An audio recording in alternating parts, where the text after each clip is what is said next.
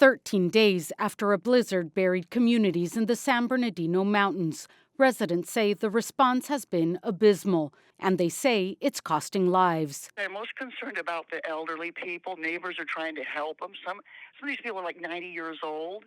They can't dig out. They can't get out to get their meds. They can't get out to get food. Neighbors are trying to help where they can. Lynn lives in Lake Arrowhead. She did not want to give us her last name. I know there's firemen and people trying to help. It's just not enough.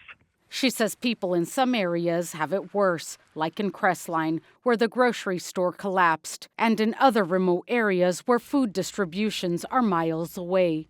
People can't get there if you're snowed in, and the people down in Crestline are walking miles to get there, bringing their backpack. Some people are dragging sleds to get food for them and their neighbors. So if you can't get to it, it doesn't help you, you know? Help is there from San Diego County. CAL FIRE San Diego sent 56 firefighters who have been digging out residents out of their homes and delivering aid to mountain residents. And the Humane Society of San Diego's Project Wildlife got an urgent request to help.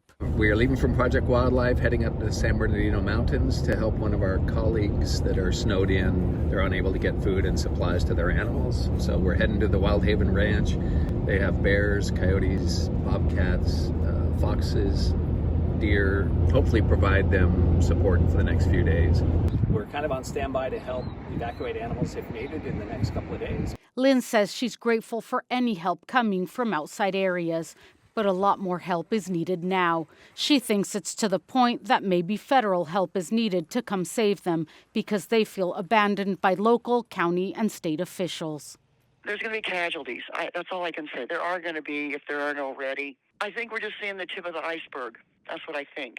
I don't know that for a fact, but I can only imagine some of these older people. I'm sure they're doing the best they can with what they have, but how long can you do that? Kitty Alvarado, KPBS News.